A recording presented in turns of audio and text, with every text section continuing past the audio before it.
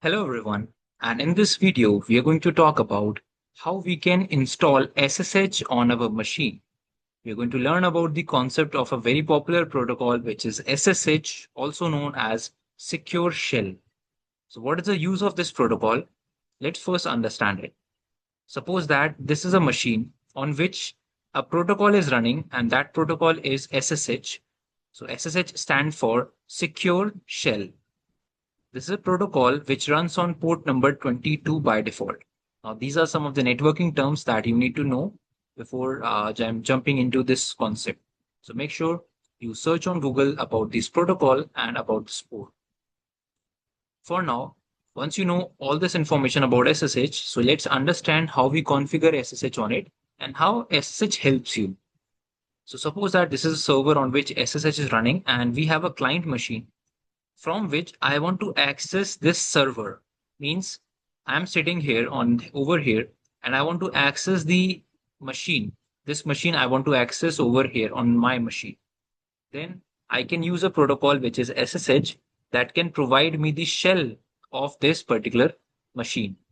Now, what do you mean by shell? Shell is the command line interface of any machine. So over here, this is the shell, which is also known as terminal. So from the client machine, you will be able to access the shell of the server. This is what happens with the help of SSH protocol. Now, in order to configure SSH protocol, we have to open the terminal first, and we have to install a package on our machine. So in the last video, we talked about how we can install packages.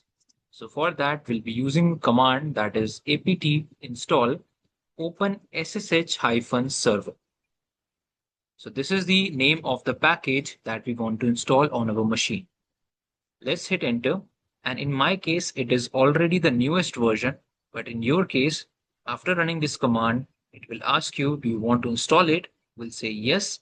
And after that, you will find that SSH is successfully installed on your machine.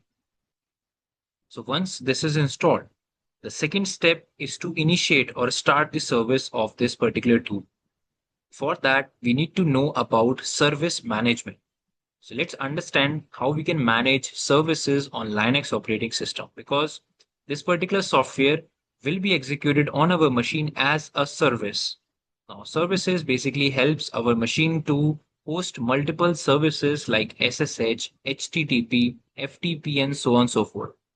So for that, we need to know the concepts of service management. For that, we will be using a very popular tool called as systemctl. And then we will run a command to start the service of SSH. So systemctl start SSH. This particular command will initiate the SSH service on my machine. Now, once this command is running, let's go back and check the status of it. So this command will show the status of SSH running on our machine, which is telling me that yes, SSH is currently active and running. So once it is running, now we require a client machine.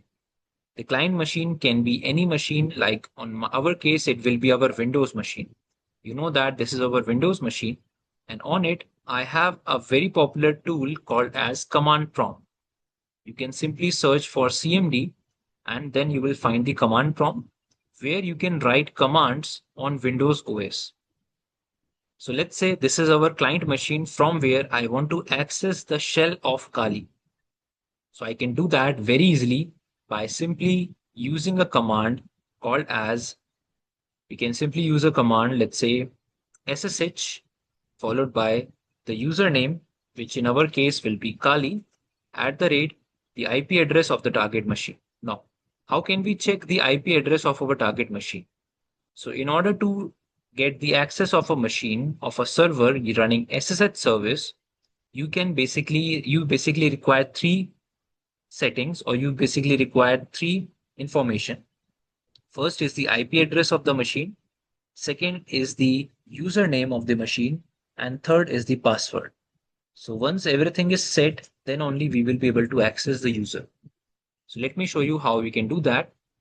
For checking your IP address, you can simply run a command called as ifconfig. So this is the command ifconfig, And when you run this command, you will find ETH0 running on your machine, which is telling you your IP address. So make sure you ignore other interfaces available here like loopback, tunnel. These are available in my case, but the interface that you need to check is ETH0, and then you have to check this IP address. And one more thing that you need to make sure is you can go to device, network, and network settings, and make sure it is connected to bridge adapter, which I already stated in the first video when we were trying to install the Linux OS. So make sure the setting is enabled and then click on OK. If your setting was not enabled, then you can enable the bridge adapter there and finally come here, click on disconnect, and then again click on wired connection 1. And that will solve your problem. And after that, you can simply run the ifconfig command and check your IP address. So in our case, the IP address of the Kali machine is 192.168.4.20. Let's copy this IP address. This is one thing that I require. Second thing, I require a user available on this machine. So for that, you can check the etc passwd file, and these are the list of all the users which are available. So in my case, I'll be using the Kali user. Third thing, you require the password of Kali user. So in my case, the password of Kali user, I need to change because I do not remember the password. So I can simply change by using the passwd command followed by the Kali.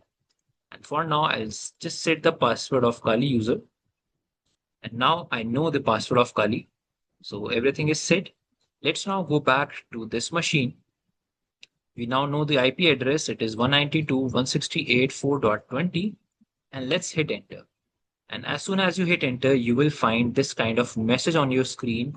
In the end, it is mentioned that, are you sure you want to continue connecting? So in this case, we will say yes. So as soon as you say yes and hit enter, you will be asked to provide the password of Kali user. So I'll provide the password which I set earlier and hit enter. And as you hit enter, you will find yourself logged in to the machine. So this is how you configure SSH protocol on the server, and this is how we get the access of a user on the target machine. If you want to join the live practical focus training on Kali Linux, then you can contact us on the number shown on the screen.